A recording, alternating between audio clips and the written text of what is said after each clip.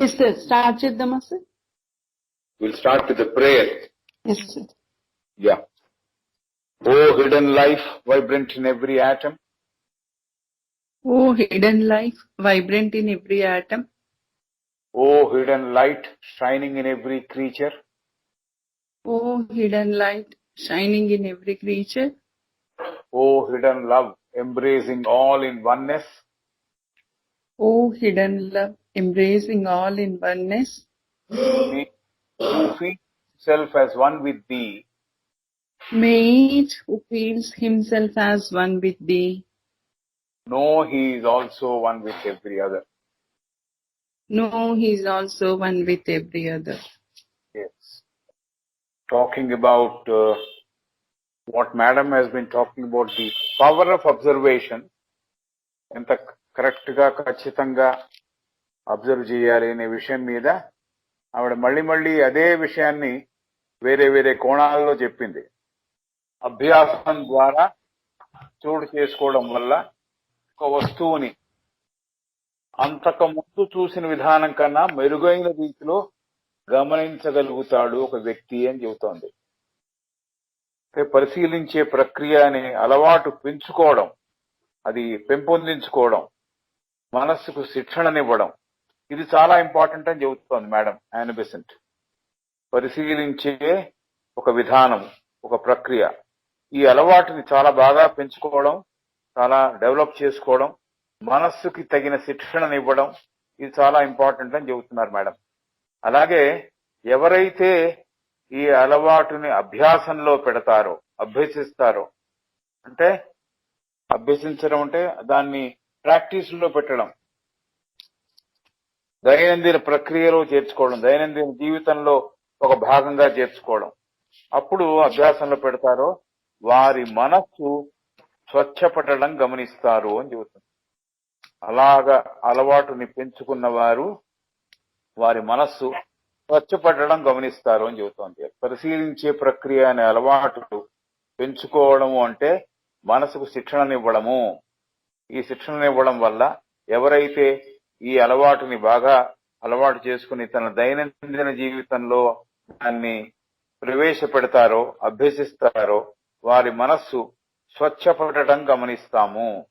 తద్వారా బాగా పరిశీలించడం అనేది ఏమిటో బాగా అలవాటు అవుతుంది, ఆ విషయం బాగా మనస్సుకి పడుతుంది అని. మనస్సు యొక్క శక్తి పెరుగుతుంది, అంతేకాదు మనస్సు యొక్క శక్తి పెరుగుతుంది, మనస్సుని చాలా సులభంగా నియంత్రించడం అలవాటు అవుతుంది, దాన్ని ట్రైన్ చేయడం అలవాటు అవుతుంది అని. ఈ పరిణామాలు తనలో అభ్యాసం ద్వారా చోటు చేసుకోవడం వల్ల ఈ పరిణామాలు, ఈ చేంజెస్ అన్ని కూడా అభ్యాసం ద్వారా తనలో చోటు చేసుకోవడం వల్ల ఒక వస్తువుని అంతకుముందు చూసిన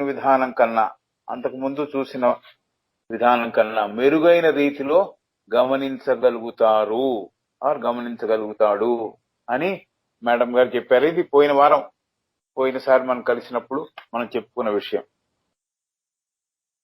right. Now this power of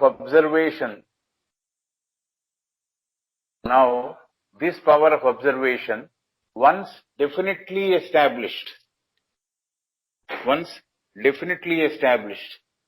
now this power of observation once definitely established works automatically the mental and other bodies registering images which are available if wanted later without calling at the time on the attention of their owner.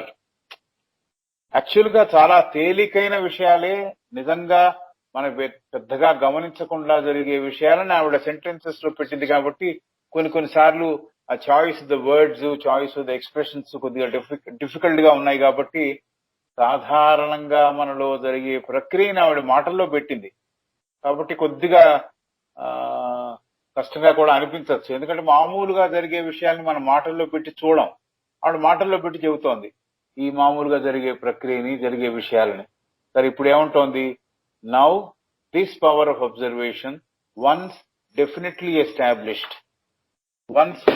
established works automatically automatically the mental and other bodies registering images which are available if wanted later without calling at the time on the attention of their owner. So ఇది చాలా simple గా కూడా రాసి ఉండొచ్చు. ఆవిడ she has chosen to right like this.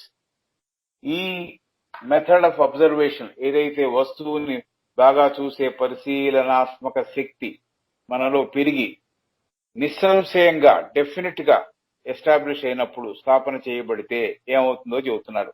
ఒకసారి ఈ పరిశీలనాత్మక శక్తి మనలో పెరిగి నిస్సంశయంగా దానిని మన ఆ పరిశీలనాత్మక శక్తిని స్థాపన చేయబడితే, అంటే స్థాపించగలిగితే మనలో అది భాగమైతే అప్రయత్నంగా ఆటోమేటిక్ గా తనంతర తానే మనస్సు తనకున్న ఇతర శరీరాలతో కూడా ఈ రూపచిత్రాల నిర్మాణం కావింపబడడం మనం గమనిస్తాము. ఇతర శరీరాలు అంటే అదర్ బాడీస్ అంటే ఏమిటి? సో కామమయ శరీరము, మానసిక శరీరము, స్థూల శరీరము, ఈ మూడింటితోనూ అబ్జర్వేషన్ జరుగుతోంది. కాబట్టి కళ్ళతో చూస్తున్నాం, మెదడు ఏమో రిజిస్టర్ చేస్తోంది, అలాగే మనస్సు మీద కూడా దాని ముద్ర పడుతోంది. కాబట్టి now this power of observation once definitely established works automatically the mental and other bodies registering images.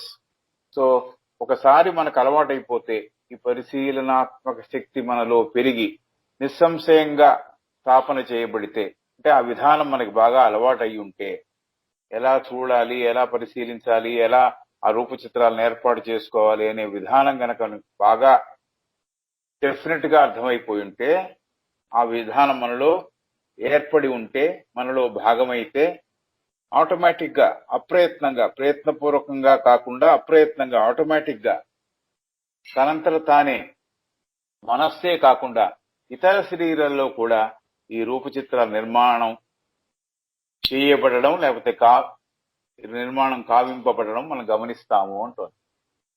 So now this power of observation once definitely established works automatically.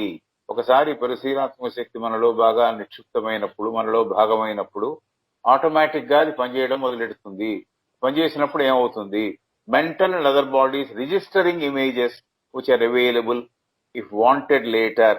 So ఈ చిత్రాలని, రూపచిత్రాలని ఈ మానసిక శరీరంలోనూ మిగతా శరీరాల్లో కూడా ఏర్పాటు చేసి తర్వాత మనకు కావాలంటే వాటిని తిరిగి పొందేందుకు వీలుగా దాన్ని ఏర్పాటు చేయగలుగుతుంది. Without calling at the time on the attention of the owner.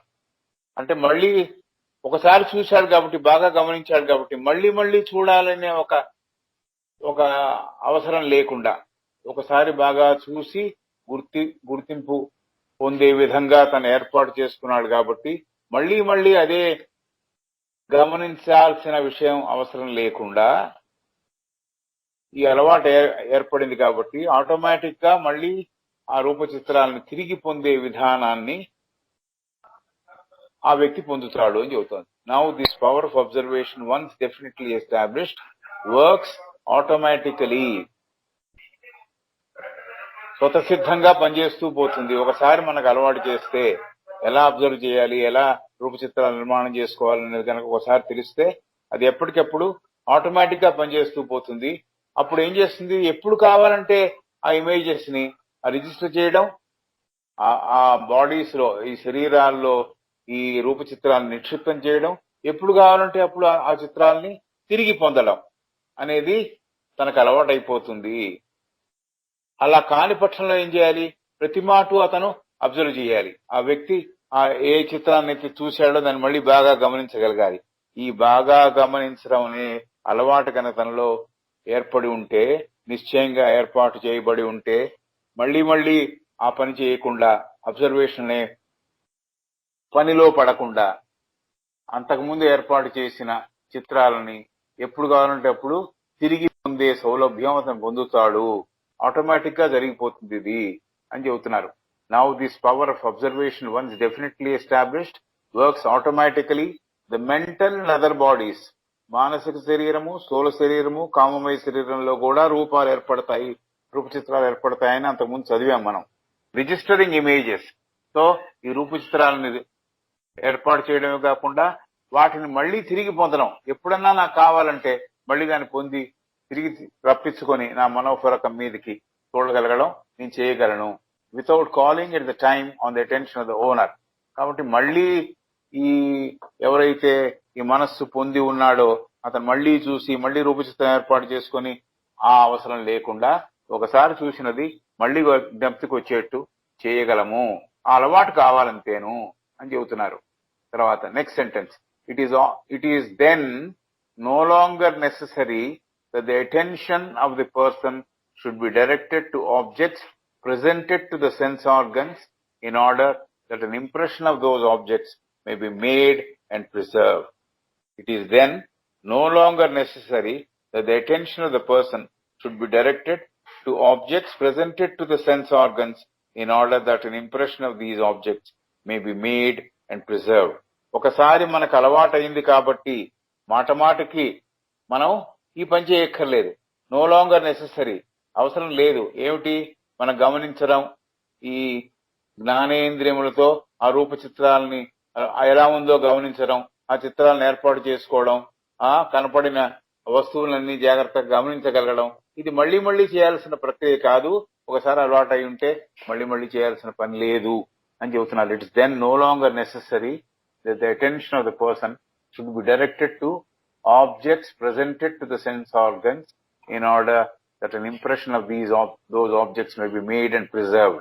కాబట్టి ఒకసారి కనుక నేను నా జ్ఞానేంద్రియములను వాడి తర్వాత నా దగ్గర ఉన్న పరిశీలనాత్మక శక్తిని పెంపొందించుకొని రూపచిత్రాలను ఏర్పాటు చేసుకొని ఉంటే మళ్ళీ మళ్ళీ ఈ జ్ఞానేంద్రియాలను వాడి ఆ వస్తువుల్ని చూసి రూపచిత్రాలను ఏర్పాటు చేసుకుని దాన్ని పరిరక్షించి మళ్ళీ తిరిగి పొందే ఒక మళ్ళీ మళ్ళీ చేయాల్సిన ప్రక్రియ కాదు. ఒకసారి నాకు అలవాటు అయి ఉంటే చాలు అనే విషయం చెప్పారు.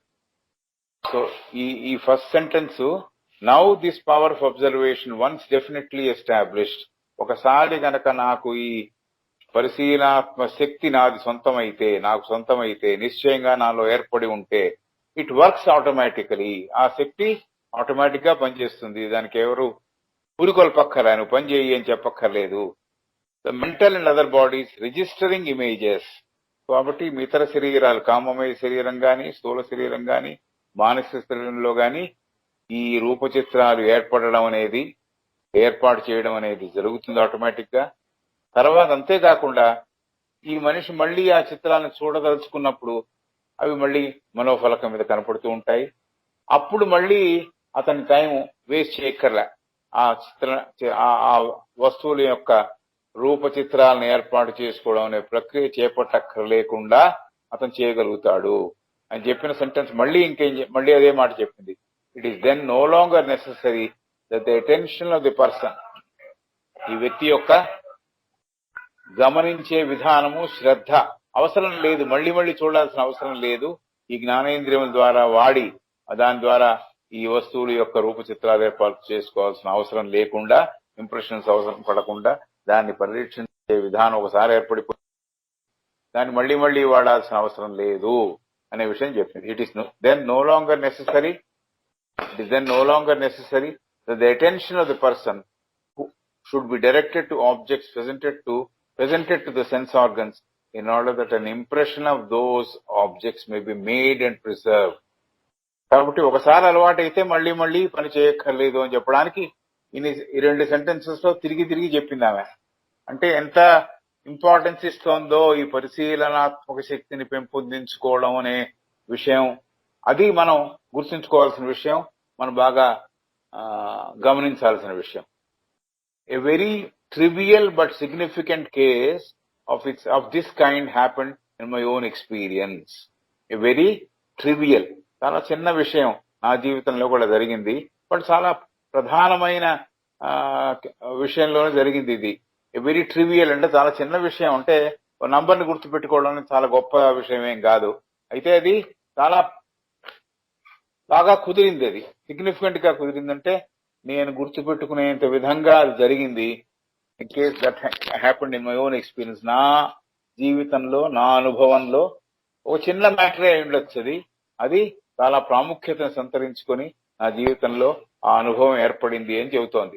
Very trivial, but significant case of this kind happened in my own experience. నా జీవితంలో, నా అనుభవంలో ఇది జరిగింది అని చెబుతోంది. ఏమిటది? While I was traveling in America,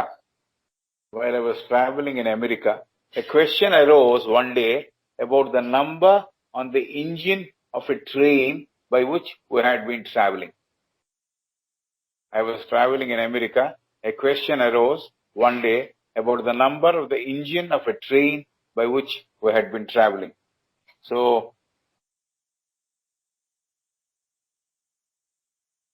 ఆవిడ అమెరికాలో ప్రయాణం చేస్తున్నప్పుడు సంగతి చెబుతోంది. ఒక ప్రశ్న ఉత్పన్నమైంది ఆవిడకి.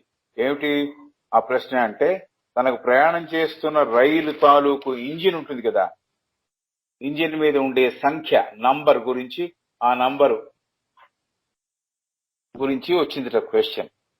కాబట్టి దాన్ని చెబుతోంది. While I was traveling in America, a question arose on one day about the number on the engine of a train by which we had been traveling.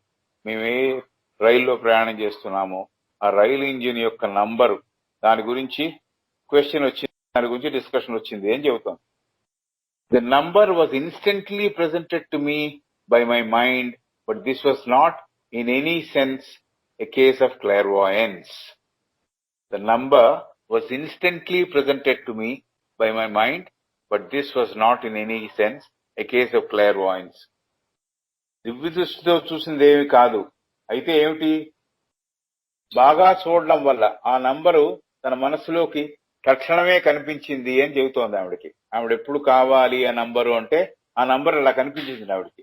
ఇదేమి దివ్య దృష్టి కూడా జరిగింది కాదు అని చెబుతోంది. క్లైర్వాయన్స్ అనుకుంటారేమో మీరు, క్లైర్వాయన్స్ వల్ల ఏర్పాటు చేసింది కాదు. ఆ నంబరు నా మనసులోకి తక్షణమే కనిపించింది. ఇదేమి దివ్య దృష్టిలో జరిగింది కాదు. దివ్య దృష్టితో అవగాహన పెంచుకోవడం అంటే ఆ ట్రైన్ ఇంజిన్ ఎక్కడో ఉంటే దాన్ని వెతికి పట్టుకుని దివ్య దృష్టితో చూసే ప్రయత్నం చేయాలి. సో ఆవిడ ఏం చెబుతోందంటే, దివ్య దృష్టితో చూడడం అంటే ఏమిటి? ఆ ట్రైన్ ఇంజిన్ ఎక్కడో ఉంది, ఏ షెడ్ లో ఉందో, ఇంకెక్కడో ఉందో, ఇంకో స్టేషన్ లో ఉందో. అయితే దివ్య దృష్టితో చూడడం అంటే ఏమిటి? ఆ దృష్టిని వాడి ఆ ఇంజిన్ ఎక్కడ ఉంటే అక్కడికి వెళ్ళి ఆ నంబర్ చూడగలడం, అది దివ్య దృష్టితో చూడడం. అలా చేయలేదు నేను. ఊరికే నా మనసు మీదకి, నా మనసు ఫలకం మీదకి, నా మనోఫలకం మీదకి ఆ నంబర్ ఈజీగా వచ్చేసింది అని చెబుతోంది. A very trivial but significant case of this kind happened in my own experience. ఇలాంటిది నాలో, నా జీవితంలో కూడా ఏర్పడింది. While I was traveling in America, a question arose one day about the number on the engine of a train by which we had been traveling. మనం ప్రయాణం చేస్తున్న రైలు యొక్క ఇంజిన్ తాలూకు నంబర్ గురించి డిస్కషన్ వచ్చింది. The number was instantly presented to me by my mind. ఆ number ని వెంటనే నాకు గుర్తు చేసింది, నా మనోఫలకం మీదకి తెచ్చింది. But this was not in any sense a case of clairvoyance. ఇది క్లైర్వాయన్స్ వల్ల జరిగింది కాదు. అయితే క్లైర్వాయింట్ వల్ల ఎలా పట్టుకోవాలి? For clairvoyant perception it would have been necessary to have hunted up the train and look for the number.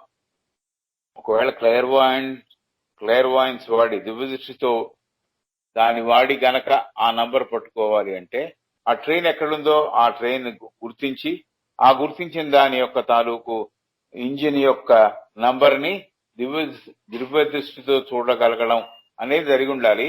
అలా జరగలేదు. కేవలం నా మనసు మీదకి ఆ నంబరు టక్కున వచ్చి నిల్చుంది అని చెబుతోంది.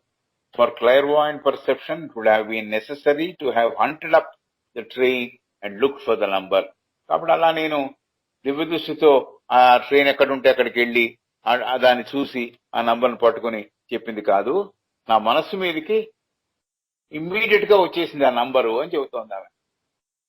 Without any conscious action on my part, the senses and mind had observed and registered the number as the train came into the station.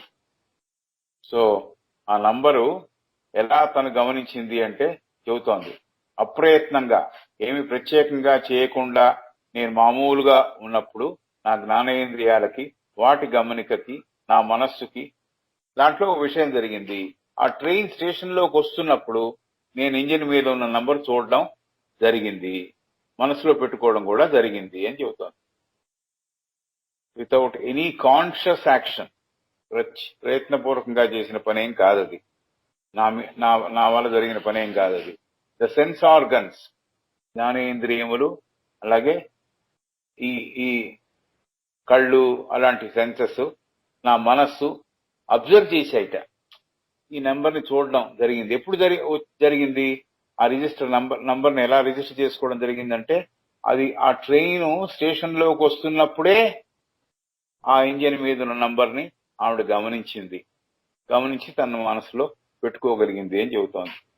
ఆ ట్రైన్ స్టేషన్ లోకి వస్తున్నప్పుడు నేను ఇంజిన్ మీద ఉన్న నంబర్ చూడడం, మనసులో పెట్టుకోవడం జరిగింది.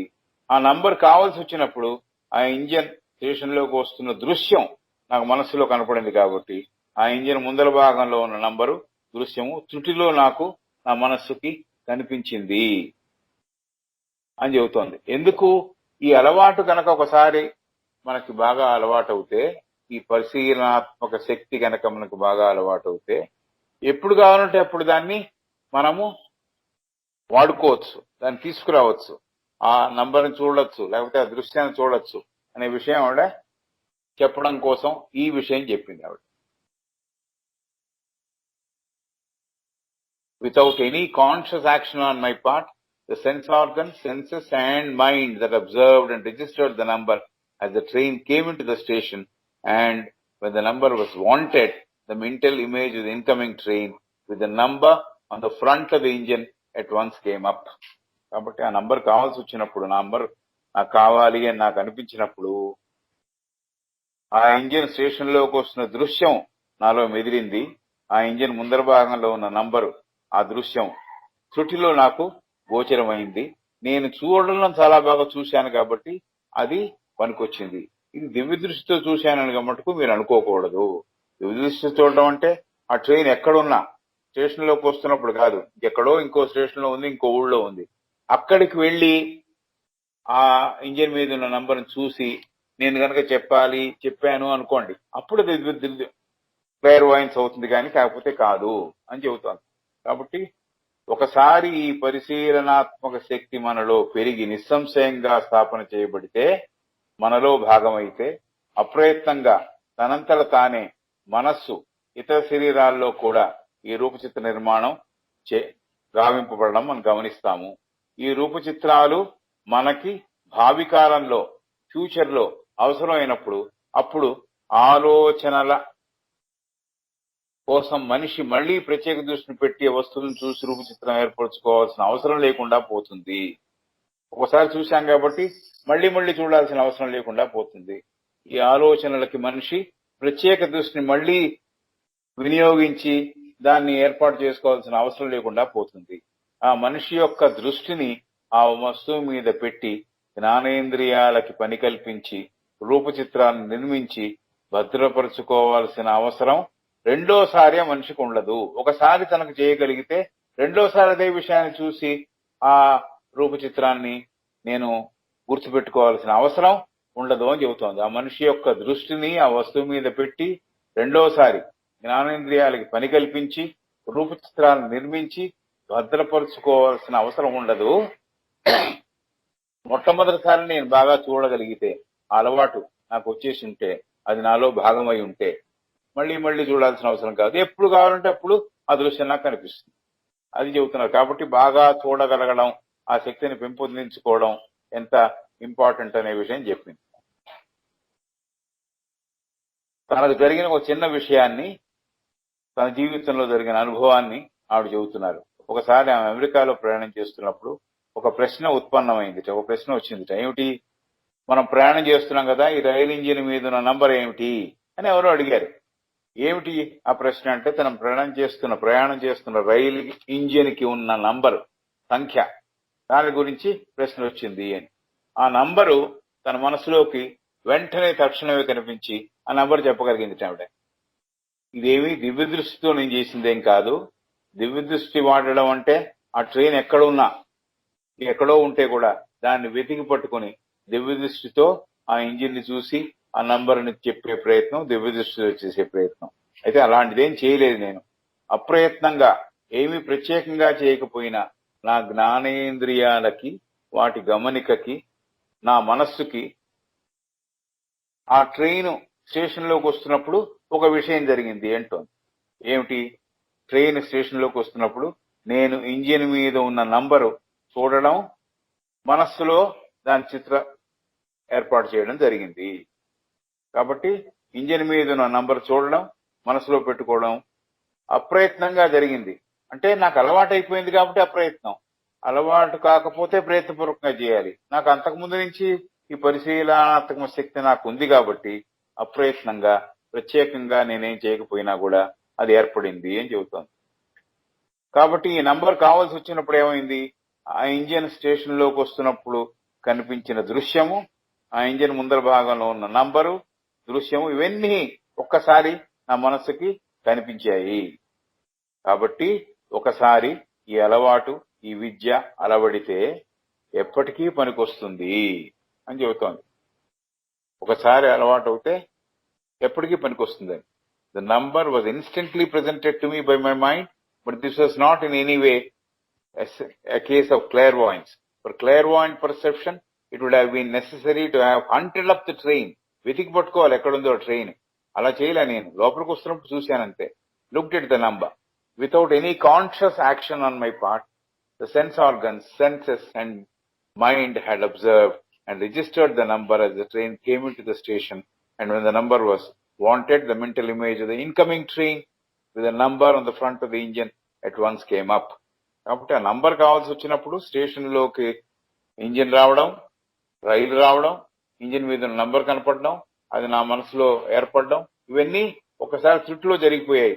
ఎందుకంటే నాకు అలవాటు అయింది కాబట్టి ఏం చెబుతున్నారు ఆవిడ. So this faculty once established is useful one. కాబట్టి ఎప్పటికీ పనికొస్తుంది. ఒకసారి ఈ అలవాటు, ఈ విద్య మనకు అలవడితే ఎప్పటికీ పనికొస్తుంది అని చెప్తున్నారు. This faculty once established is a useful one, for it means that when things that have been passing around you have not attracted attention at the time, you can nonetheless recall them by looking at the record which the mental, astral and physical bodies have made of them on their own account. This faculty once established is a useful one, for it means that when things that have been passing around you have not attracted your attention at the time, you can nonetheless recall them by looking at the record which the mental, astral and physical bodies have made of them on their own account. ఒకసారి అలవాటు, ఈ విద్య అలవాడితే ఎప్పటికీ పనికొస్తుంది.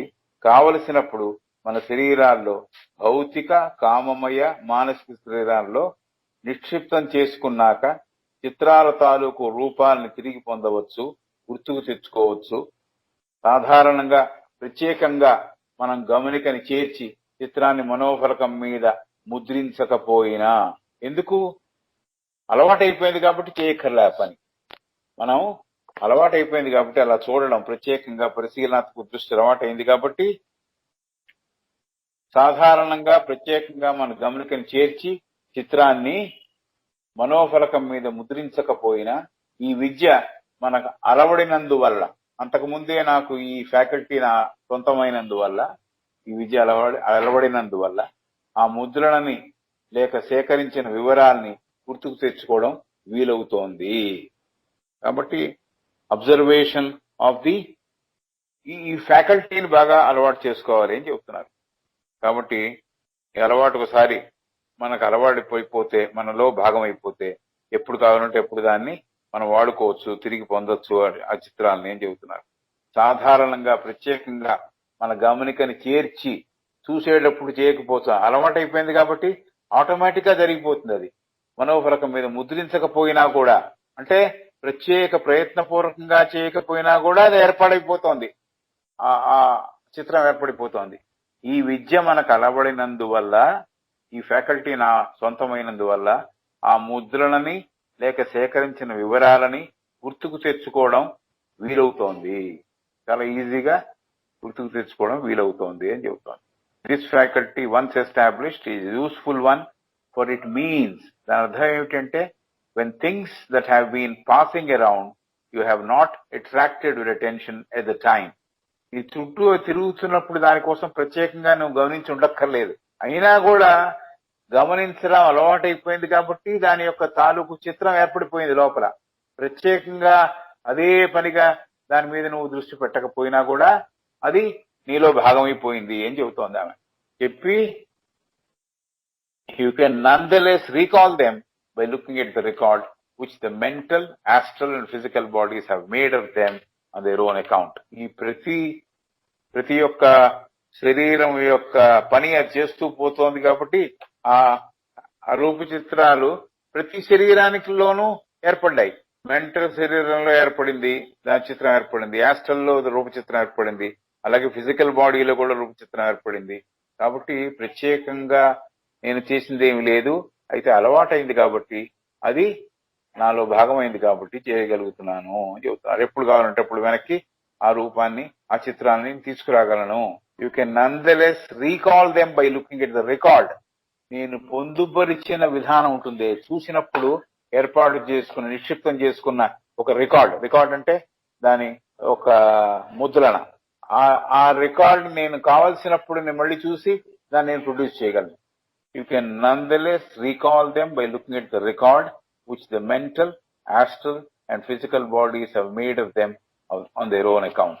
కాబట్టి ఈ పరిశీలనాత్మక శక్తి వల్ల, బాగా చూడడం అలవాటైనందువల్ల ఈ 3 శరీరాలలో ఏర్పడిన చిత్రములు నాకు దోహదపడతాయి వెనక్కి తీసుకురావడానికి, మళ్ళీ ఆ నంబర్ని చూడడానికి, ఆ చిత్రాన్ని చూడడానికి నాకు వీలవుతుంది అని చెబుతోంది. మీరు చేయగలరు ఈ పని. You can nonetheless recall them by looking at the record. మీరు చూసినప్పుడు ఆటోమేటిక్ గా పరిశీలనాత్మక శక్తితో ఆ వివరణని పొందుపరిచారు కాబట్టి ఆ పొందుపరిచిన రికార్డ్ ని మీరు చాలా ఈజీగా మళ్ళీ తిరిగి పొందగలరు. కాబట్టి అలవాటు చేసుకోండి అని చెబుతున్నాను. మన గమనికని చేర్చి చిత్రాన్ని మనోఫలకం మీద ముద్రించకపోయినా, ప్రయత్నపూర్వకంగా చేయకపోయినా, ఈ విద్య మనకు అలవడినందువల్ల ఆ ముద్రలని లేక సేకరించిన వివరాలని గుర్తుకు తెచ్చుకోవడం చాలా తేలిగ్గా వీలవుతుంది. ఎందుకంటే మొదట అప్రయత్నపూర్వకంగా నాలో ఆ పెద్ద ఎఫర్ట్ పెట్టకుండా కూడా నాకు అలవాటైపోయింది కాబట్టి, అలవాటైన పనిని ఎంత ఈజీగా మనం ఎఫర్ట్లెస్ గా చేస్తామో అలా నాకు అలవాటైంది కాబట్టి ఈజీగా అది ఏర్పడుతుంది. అలా మీరు అలవాటు చేసుకోండి. యూ డెవలప్ ఇట్ అని చెబుతోంది. ఆవిడ ఎగ్జాంపుల్ కూడా ఇచ్చింది. ఆవిడ ఏం చేశారు, స్టేషన్ లోకి వస్తున్న రైలు ఇంజిన్ ఎలా చూశారు, దాన్ని ఎలా ఏర్పడిందో చెప్పింది. Okay, this automatic activity of the mental body outside the conscious activity of the jiva goes on. This automatic activity of the mental body outside the conscious activity of the jiva goes on, however, more extensively in all of us than might be supposed. మానసిక శరీరంలో అప్రయత్నంగా జరుగుతున్న పనితీరు బాహ్యంగా మనిషిలో జీవించే తత్వం యొక్క పూర్తి ప్రజ్ఞతో చేస్తున్న ఒక పనిగా, ఒక కార్యంగా జరుగుతూ ఉండడం గమనించదగ్గది. The automatic activity of the mental body outside the conscious activity of the jiva goes on. కాబట్టి మానసిక శరీరంలో ఆటోమేటిక్ గా జరిగిపోతుంది ఇది బయట, outside the conscious activity of the జీవా,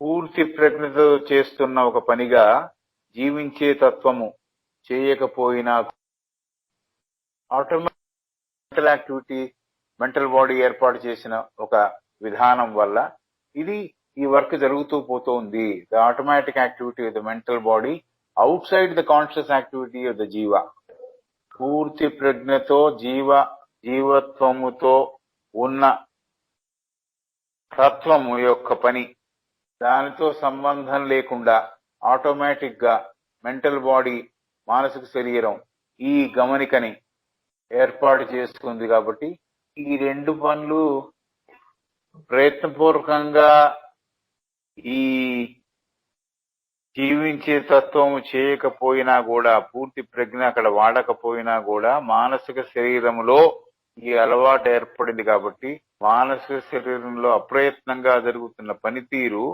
బాహ్యంగా మనిషిలో జీవించే తత్వం యొక్క పూర్తి ప్రజ్ఞతో చేస్తున్న ఒక పనిగా, ఒక కార్యంగా జరుగుతూ ఉండడం గమనిస్తాం. రెండు జరిగిపోతోంది.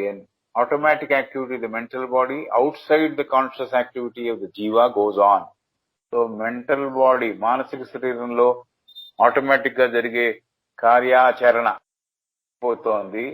అలాగే ఈ జీవించే తత్వంలో ఆ రెండు సైమల్టేనియస్ గా జరిగిపోతున్నాయి పనులు అని చెబుతోంది.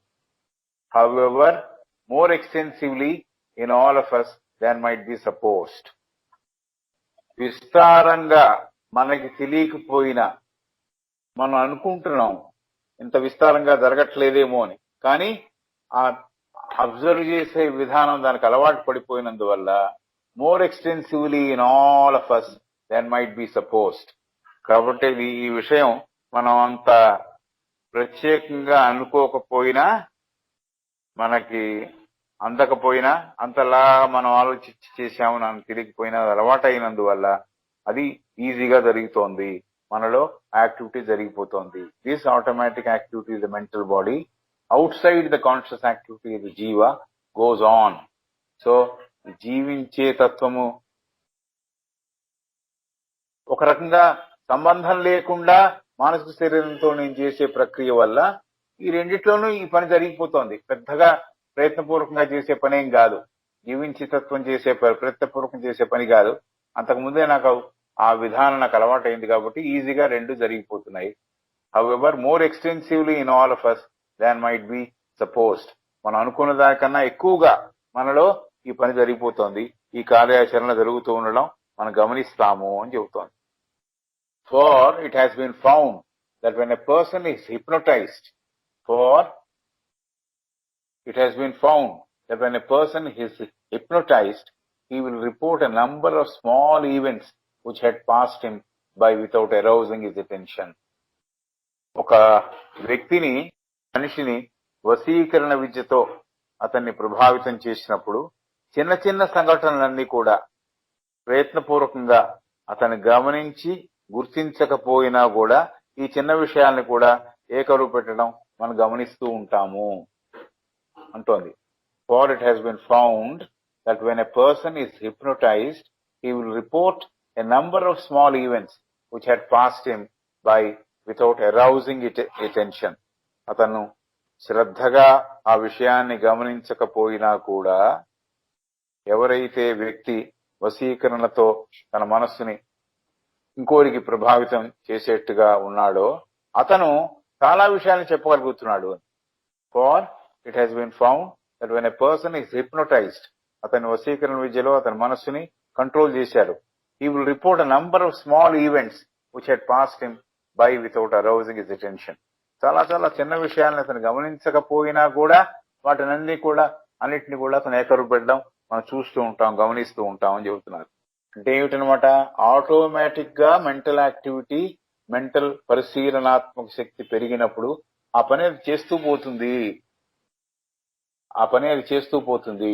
కాబట్టి ఇది గమనించదగిన విషయం అని చెప్తున్నారు. For it has been found that when a person is hypnotized, he will report a number of small events which had passed him by without arousing his attention. అతను గమనించకపోయినా, శ్రద్ధగా గమనించకపోయినా చాలా చాలా చిన్న విషయాలు అతనిలో నిక్షిప్తమై ఉన్నవి, అతని మనస్సుని వశీకరణ విద్యతో అతని మనసును ప్రభావితం చేసినప్పుడు ఈ చిన్న చిన్న విషయాలు కూడా అతను చెప్పడం మనం గమనిస్తూ ఉంటాము అని చెబుతాం. కాబట్టి పరిశీలనాత్మక శక్తితో చూడగలగడం అనేది ఒక ప్రత్యేకమైన విద్య.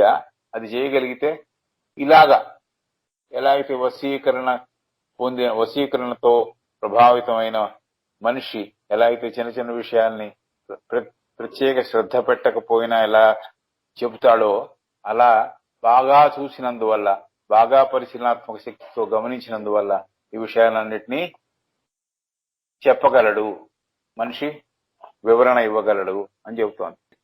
These impressions reach the mental body through the brain.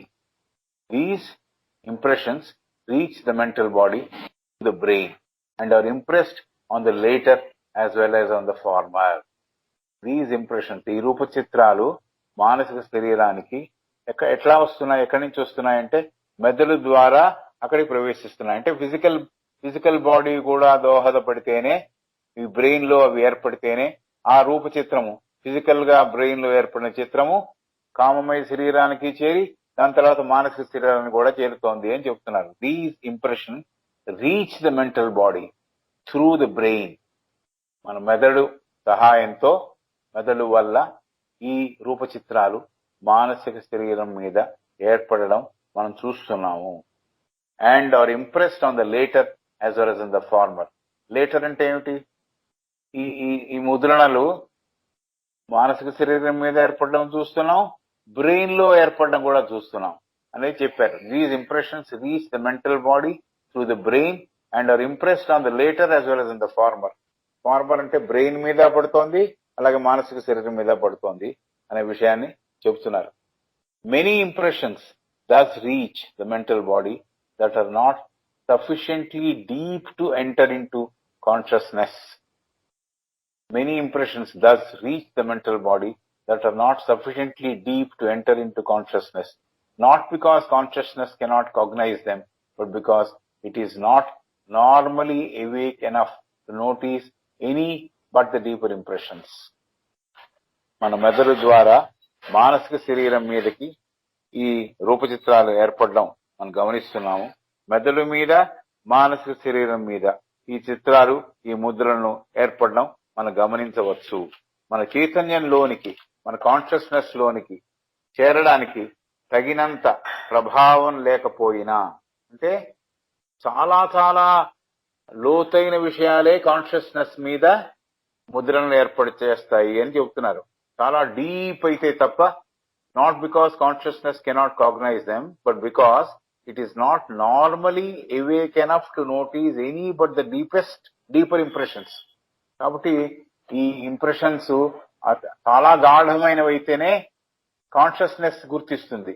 Consciousness గుర్తించలేదని కాదు, కాన్షియస్నెస్ లో గుర్తింపబడాలంటే చాలా గాఢమైన ముద్రణలై ఉండాలి అని చెబుతున్నారు.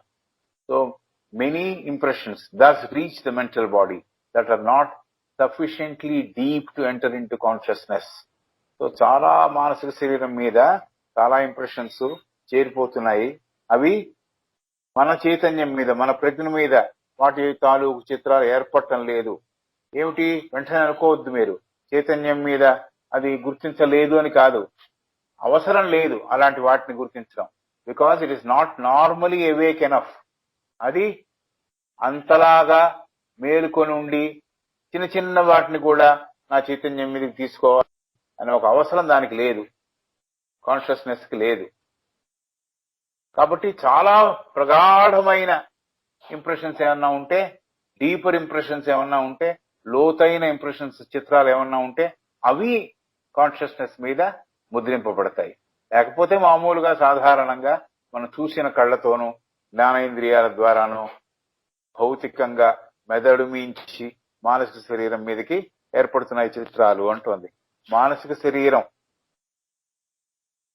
లో ఏర్పడమే కాదు, భౌతిక శరీరంలో మెదడు మీద ఏర్పడమే కాదు, కామమయ శరీరం మీద కూడా ఏర్పడుతున్నాయి. కాబట్టే మళ్ళీ అది గుర్తుకొచ్చినప్పుడు, ఆ కోరిక గుర్తుకొచ్చినప్పుడు ఎస్ ఇది కదా అని మనకు గుర్తుకొస్తుంది. కాబట్టి భౌతిక శరీరం మీద, కామమయ శరీరం మీద, మానసిక శరీరం మీద మనం ఏర్పాటు చేసుకుంటున్నాం ఇంప్రెషన్స్ ని అని చెబుతోంది. కాబట్టి many impressions thus reach the mental body that are not sufficiently deep to enter into consciousness. కాబట్టి కొన్ని రూపచిత్రాలు మానసిక శరీరాన్ని చేరుతున్నాయి. అవి అంత ఇంపార్టెంట్ కాదు, చైతన్యం మీద ఏర్పాటు చేయబడాల్సినంత ఇంపార్టెంట్ విషయాలు కాదు. అయితే అది గుర్తుపెట్టుకోలేదా అంటే గుర్తుపెట్టుకోగలదు, అయితే అలాంటి ప్రగాఢమైన విషయాలు కాదు. కాబట్టి కాన్షియస్నెస్ మీద వాటి యొక్క తాలూకు చిత్రాలు ఏర్పాటు చేయబట్టం లేదు. But because it is not normally awake enough to notice any but the deeper impressions. కాబట్టి లోతైన గాఢమైన రూపచిత్రాలను మట్టుకే మన చైతన్యం రికార్డ్ చేస్తుంది. అంతకన్నా తక్కువ ఉన్నాయనుకోండి, అది మానసిక శరీరం మీద ఏర్పడుతుంది, లేకపోతే కామమయ శరీరం మీద ఏర్పడుతుంది, స్థూలంగా ఏర్పడుతుంది. కాబట్టి ఇది మనం గమనించాల్సిన విషయం అని చెబుతున్నాను. Many impressions thus reach the mental body that are not sufficiently deep to enter into consciousness, not because consciousness cannot cognize them, but because it is not normally awake enough notice any but the deeper impressions. కాబట్టి చైతన్యం మీద ఏర్పడాలంటే ఎంతో ప్రగాఢమైన ఎంతో లోతైన అనుభవాలు రూపచిత్రాలు ఉంటే గాని దాన్ని ప్రభావితం చేయలేవు. మామూలుగా సాధారణంగా ఈ మానసిక శరీరం మీద మన బ్రెయిన్ ద్వారా అయిపోతున్నాయి రూపచిత్రాలని చెబుతున్నారు. In the hypnotic trance, in delirium, in physical dreams, when the jiva is away, the brain yields up these impressions, which are usually overpowered by the far stronger impressions received by and made by the jiva himself. But if the mind is trained to observe and record, then the jiva can recover from it at will the impressions thus made. The hypnotic trance అంటే వశీకరణతో ప్రభావం చెందినప్పుడు, అలాగే delirium అంటే సంధి వేళల్లో, సంధి ఈ ప్రపంచంలో లేడు ఇంకో ప్రపంచంలో లేడు ఏదో మాట్లాడుతున్నాడు, డెలీరియం సంధి వేళల్లోను, భౌతికంగా కలల్లోనూ కూడా ఈ జీవ చైతన్యం పనిచేయనప్పుడు దానికి పనికి కల్పించినప్పుడు మెదడు ఈ చిత్రాలపై తన పట్టుని వదిలేస్తుంది అని చెబుతున్నాడు. మెదడు ఈల్స్ అప్ దీస్ ఇంప్రెషన్స్, వదిలేస్తుంది, తన పట్టును వదిలేస్తుంది. అప్పుడు ఈ రూపచిత్రాలు శక్తిని పొంది జీవతత్వంలో ప్రవేశిస్తాయి. ఎప్పుడైతే బ్రెయిన్ వదిలేస్తుందో, అక్కర్లేదు నాకు, నేను చేయలేను, లేకపోతే నాకన్నా ప్రభావితమైన చైతన్యంలో చేరాలి ఈ విషయాలు అని ఎప్పుడైతే బ్రెయిన్ వదిలేస్తుందో అప్పుడు జీవిత చైతన్యం మీద ఈ ఇంప్రెషన్స్ పడతాయి అని. In the hypnotic trance, in delirium, in physical dreams, in the jiva is away అంటే జీవతత్వము ఈ 3 స్టేట్స్ లోనూ ఉండదు. హిప్నోటిక్ ట్రాన్స్ లో ఉండదు, సంధి వేళలో ఉండదు, ఫిజికల్ డ్రీమ్స్ లో ఉండదు. అప్పుడు జీవ లేనప్పుడు brain yields up these impressions, brain వదిలేస్తుంది ఈ రూపచిత్రాలని, which are usually overpowered by the far stronger impressions received by and made by the jiva himself. కాబట్టి అప్పుడు ఆ సమయంలో ఈ చిత్రాలను తన పట్టు బ్రెయిన్ వదిలేసింది కాబట్టి ఈ రూపచిత్రాల శక్తిని పొంది జీవితత్వంలో ప్రవేశిస్తాయి. కాబట్టి మనస్సుకి శిక్షణనిస్తే గమనించడానికి, గమనించిన విషయాన్ని పొందుపరుచుకోవడానికి అప్పుడు జీవించే తత్వం ఏర్పాటైన రూపచిత్రాల్ని తన శక్తానుసారం పొందగలదు అని చెప్తుంది. So but if the mind is trained to observe and record, then the jiva can recover from it at will the impressions thus made. So ఈ మైండ్ గనక శిక్షణ పొంది ఉంటే, పరిశీలనాత్మక శక్తితో దాన్ని గమనించడం, దాన్ని పొందుపరచడం, దాన్ని సేకరించి అక్కడ నిక్షిప్తం చేయగలిగి ఉంటే ఈజీగా జీవతత్వం కూడా దాన్ని పొంది, దాన్ని యాక్సెస్ చేసి, ఈజీగా దాంట్లోంచి రికవర్ చేసి ఆ ఇంప్రెషన్ ని చూడగలదు అనే విషయం చెబుతున్నారు. కాబట్టి వశీకరణతో ప్రభావం చెందినప్పుడు, సంధి వేళల్లోనూ భౌతికంగా కలలు వచ్చినప్పుడు ఈ జీవ చైతన్యం సాధారణంగా పనిచేయటం లేదు కాబట్టి దాని పని కల్పించనప్పుడు, జీవతత్వానికి జీవ చైతన్యానికి పని కల్పించనప్పుడు మెదడు ఈ చిత్రాలని తన పట్టుని వదిలేస్తోంది. అప్పుడు ఈ రూప చిత్రాలు శక్తిని పొంది జీవతత్వంలో ప్రవేశిస్తాయి. మనస్సుకి శిక్షణనిస్తే గమనించడానికి, గమనించిన విషయాన్ని పొందుపరుచుకోవడానికి, రికార్డు చేయడానికి అప్పుడు జీవించే తత్వం ఏర్పాటైన రూపచిత్రాలను తన శక్తానుసారం తిరిగి పొంది చూడగలదు. కాబట్టి మైండ్ లో ఏర్పాటు చేసినా కూడా జీవతత్వము దాన్ని యాక్సెస్ చేసి చూడగలదు అనే విషయాన్ని చెప్పారు. కాబట్టి ఇది వశీకరణతో ప్రభావం చెందినప్పుడు సంధి వేళల్లోనూ భౌతికంగా కళల్లోనూ జీవ చైతన్యంతో మనం పనిచేయటం లేదు కాబట్టి, దాని పని కల్పించడం లేదు కాబట్టి, మెదడు ఈ చిత్రాలపై తన పట్టుని వదిలేస్తుంది కాబట్టి అప్పుడు ఏమవుతోంది, ఈ రూప చిత్రాలు శక్తిని పొంది జీవత్వంలోకి ప్రవేశిస్తాయి. అంటే అంత పవర్ఫుల్ అయితేనే జీవతత్వంలోకి ప్రవేశిస్తాయి. కాబట్టి కాన్షియస్నెస్ లోకి ఎప్పుడైతే మెదడు వదిలేస్తుందో, ఈల్డ్ అవుతుందో, అప్పుడు ఈ రూప చిత్రాలు శక్తిని పొంది జీవితత్వంలోకి ఈ రూప చిత్రాలు ప్రవేశిస్తాయి. మనస్సుకి శిక్షణనిస్తే గమనించడానికి, గమనించిన విషయాన్ని పొందుపరుచుకోవడానికి, అప్పుడు జీవించే తత్వం ఏర్పాటైన రూప చిత్రాల్ని, అంటే నేను అబ్జర్వ్ చేసిన దాని ద్వారా ఏర్పాటు చేసిన చిత్రాల్ని జీవించే తత్వము తన శక్తి అనుసారము పొంది చూడగలదు. కాబట్టి mind is important, observation is important. అది కనుక ఒకసారి నేను చేయగలిగితే నా జీవ చైతన్యం కూడా దాన్ని తిరిగి పొందగలదు. తద్వారా నా అబ్జర్వేషన్ ఎంత బాగుందంటే ఆ విధానంలో ఏర్పడిన చిత్రాల్ని జీవతత్వం కూడా పొందగలదు, చూడగలదు, నెమరు వేసుకోగలదు అని చెప్తున్నారు. As if two people walk down a street, one trained in observation and the other not, both would receive a number of impressions. కాబట్టి ఇద్దరు ఒక వీధిలో నడుస్తూ ఉంటే ఒకరు పరిశీలన విధానంలో తర్ఫీదు పొందినవారు, ఇంకోరు శిక్షణ లేనివాడు, ఇద్దరు ఉన్నారు.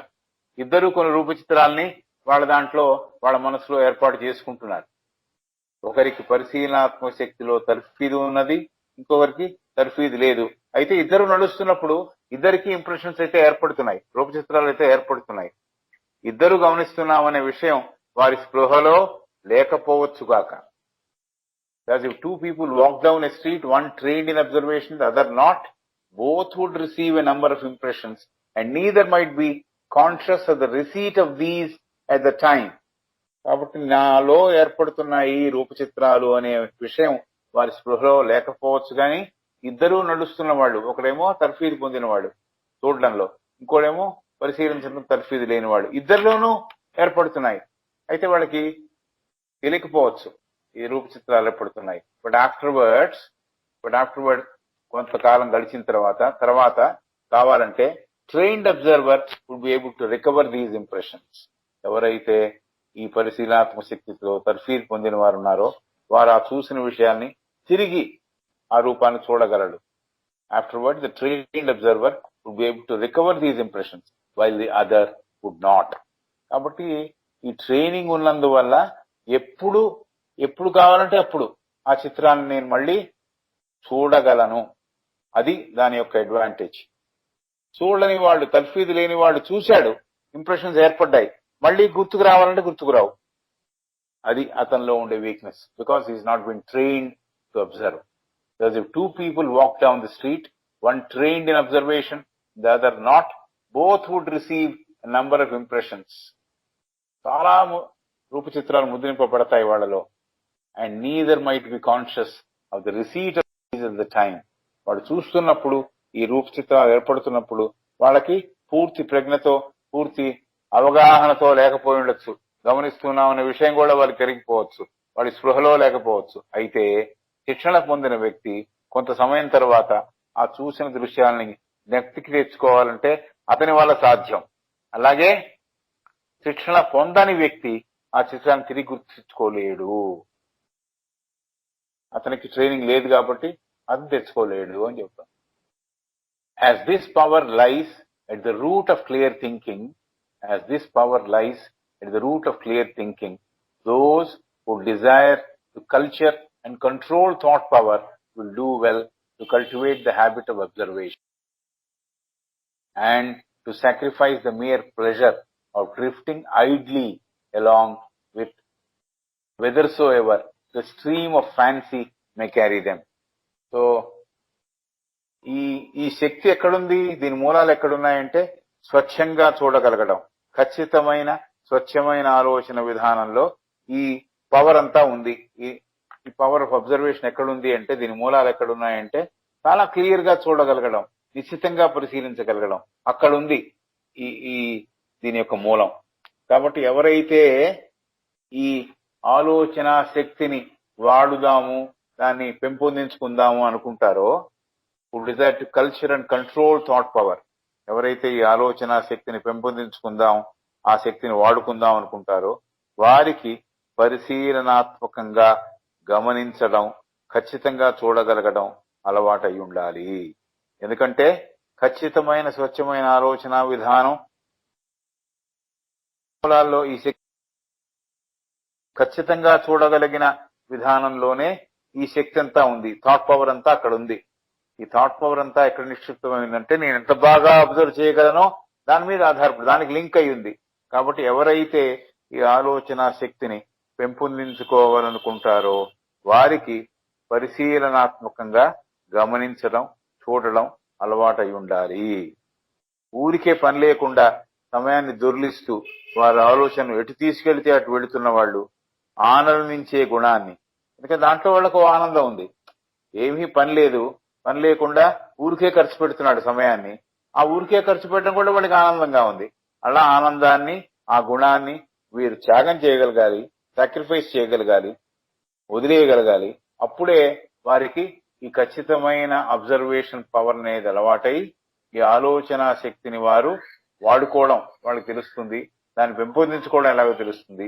ఈ థాట్ పవర్ ను వాడుకోవాలంటే అస్సలు మూలం ఎక్కడుంది అంటే ఖచ్చితమైన నిఖార్సైన పరిశీలనాత్మక విధానం అలవాటు పడంలో ఉంది అని చెబుతున్నారు. కాబట్టి ఈ చాప్టర్ అంతా కూడా పరిశీలనాత్మక విధానం ఎంత బాగా చేయాలో అనే దాని మీదే ఆవిడ మళ్ళీ తిరిగి చెప్పారు. సో ఒక వీధిలో గనక ఇద్దరు నడుస్తుంటే పరిశీలనాత్మక విధానంలో తర్ఫీదు పొందిన వాడు ఒకడు, రెండో అతని శిక్షణ లేకపోతే ఇద్దరు కూడా రూపచిత్రాలను ఏర్పాటు చేసుకుంటారు, ఇద్దరు గమనిస్తారు, ఇద్దరికీ లోపల ఏర్పడుతుంది. అయితే పరిశీలనాత్మక శక్తితో శిక్షణ పొందిన వాడు మటుకు ఎప్పుడు కావాలంటే అప్పుడు ఆ చిత్రాలను మళ్ళీ తిరిగి తెప్పించుకొని చూడగలడు. ఈ శిక్షణ లేని వ్యక్తి వాటిని తిరిగి పొందలేడు. అంటే అదే అతని యొక్క డిసడ్వాంటేజ్.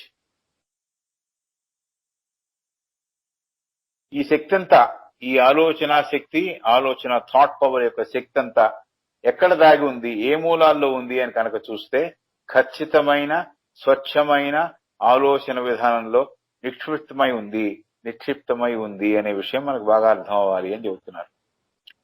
ఈ థాట్ పవర్ డెవలప్ చేసుకోవాలి, దీన్ని కంట్రోల్ చేయగలగాలి, థాట్ పవర్ తో మనం సాధించగలగాలి అనుకుంటే ఈ శక్తి అంతా ఎక్కడ ఉంది అని కనుక చూస్తే ఇదంతా కూడా ఎక్కడి నుంచి మొదలవుతోందంటే స్వచ్ఛమైన ఆలోచన విధానంలో దాగి ఉన్నది, అక్కడ ఉన్నది దీని మూలము అనేది అర్థమవుతోంది. ఎవరైతే ఈ ఆలోచన శక్తిని పెంపొందించుకోవాలనుకుంటారో, వాడుకోవాలనుకుంటారో వారికి పరిశీలనాత్మకంగా అలవాటు అయి ఉండాలి. కాబట్టి ఇది మోస్ట్ ఇంపార్టెంట్. థాట్ పవర్ వాడుకోవడం అంటే ఆటోమేటిక్ గా వచ్చే విషయం కాదు. పరిశీలనాత్మక శక్తి గమనించడం బాగా అలవాటు అయి ఉండాలి. ఊరికే పని లేకుండా సమయాన్ని దొర్లిస్తూ వారి ఆలోచన ఎటు తీసుకెళ్తే అటు వెళ్ళిపోతూ ప్రయాణం చేస్తూ ఆనందించి drifting idly along whithersoever the stream of fancy may carry them. వాడు బుద్ధిపూర్వకంగా బుద్ధి ఎటు లాక్కెళ్తే అటు వెళుతున్న వాళ్ళు దాంట్లో కూడా ఆనందం పొందుతున్నారు, ప్రెజర్ పొందుతున్నారు. దాన్ని గనక వాళ్ళు వదిలేయగలిగితే, ఈ ఖచ్చితమైన ఆలోచన శక్తిని పెంపొందించుకోగలిగితే అలాంటి వాళ్ళు మటుకే ఈ థాట్ పవర్ ని వాడుకోగలరు, పెంపొందించుకోగలరు అనే విషయాన్ని ఆడు చెబుతాను. సో ఇది most important qualification of a man is that we should be able to develop this power. కాబట్టి ఈ శక్తి అంతా ఎక్కడ ఏ మూలాల్లో దాగి ఉంది, ఈ థాట్ పవర్ అనే శక్తి ఎక్కడ దాగి ఉంది అని కనుక చూస్తే ఖచ్చితమైన స్వచ్ఛమైన ఆలోచన విధానంలో దాగి ఉన్నది, నిక్షిప్తమై ఉన్నది అనే విషయం మనకు అర్థమవ్వాలి.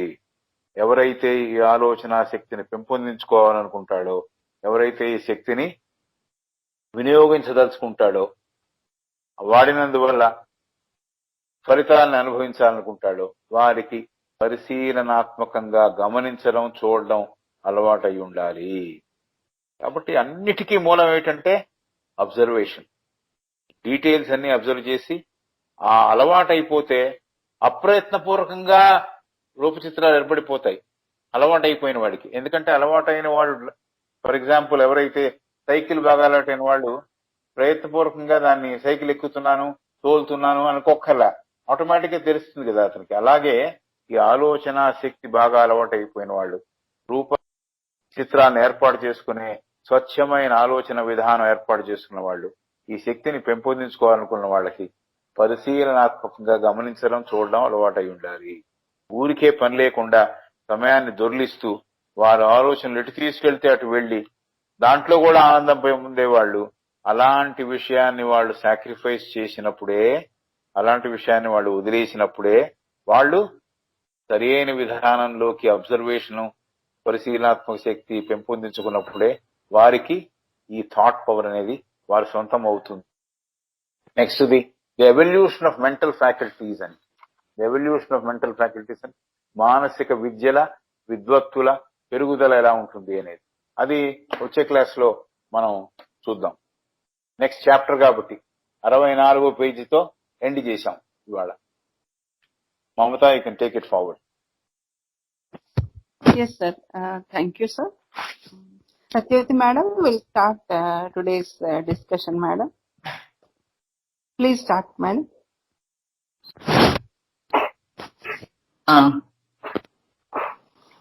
ఇవాల్టి క్లాసు చాలా ఇంపార్టెంట్. అబ్జర్వేషన్, పరిశీలించడం, ఎలా మనం చక్కగా వాడుకోవాలి దాన్ని అనేది గనక తెలిసినట్లయితే ఆ థాట్ పవర్ ని సద్వినియోగం చేసుకోగలుగుతారనమాట. పరిశీలిస్తే ఆ విషయం బాగా అవగాహన అవుతుంది అనేది మరీ మరీ మరీ మరీ ఎన్ని కోణాలలో చెప్పారు. దానికి బెసింటమ్మ గారు ఆ ట్రైన్ యొక్క ఇంజిన్ నెంబర్ ఎలా రిజిస్టర్ అయింది, తన స్వానుభవం అన్నంతా చెప్పారు కదా. అలాగే ప్రతి జీవితంలో కూడా ఈ పరిశీలించడం, జ్ఞాపకం ఉండడం, అది మళ్ళా కావాలన్నప్పుడు మళ్ళా మనం ముందుకు తెచ్చుకుని ఆ ముద్రలని, ఆ విషయాలని తీసుకోవడం అనేది చాలా అవసరమైన విషయం. ఇది నిజంగా ఒకవేళ మర్చిపోయినట్లయితే చాలా ఇబ్బంది అవుతుంది. చిన్న విషయంలాగా అనిపిస్తుంది కానీ చాలా కష్టం. ఇది మెమరీ పవర్ పెంచుతుంది. చక్కగా అన్నిటికీ మూలం పరిశీలించడం, అబ్జర్వ్ చేయడం. మనం డిస్టర్బ్ అయ్యి 4 రకాలు కలగూర గంపలాగా ఏంటేంటో అక్కర్లేని విషయాలన్నీ ఒకే చోట పెట్టుకుని దేని మీద సరైనటువంటి ఏకాగ్రత లేకుండా ఉండే కన్నా చేసే ప్రతి వస్తువు మీద చక్కని ఏకాగ్రత, పరిశీలించటం, అబ్జర్వేషన్ అలవాటు చేసుకుంటే మంచిది అనే జీవితంలో చాలా అవసరమైనటువంటి విషయాలు. ఇందులోనూ ఇప్పుడు ఆధునికంగా ఈ స్టూడెంట్స్ కి చాలా ఇది ఎంత వివరంగా వాళ్ళు వ్యవహరిస్తున్నారు. విద్యార్థులకి ఈ పరిశీలన గురించి బాగా తెలిసినట్టయితే వాళ్ళకి ఇంకా ఇంకా జీవితంలో మంచి అభివృద్ధి, మంచి బాట ఇదవుతుందని మనం కూడా సాధ్యమైనంతలో ఇటువంటి విషయాలని పిల్లలకి, పెద్దలకి అందరికీ చెప్పి మనం తెలుసుకుని మనం ఆచరించి వాళ్ళకి చెప్తే చాలా మంచి పని చేసినట్లు అవుతుంది అని అనుకుంటున్నాను. మీరు కూడా దీన్ని డిస్కస్ చేయండి.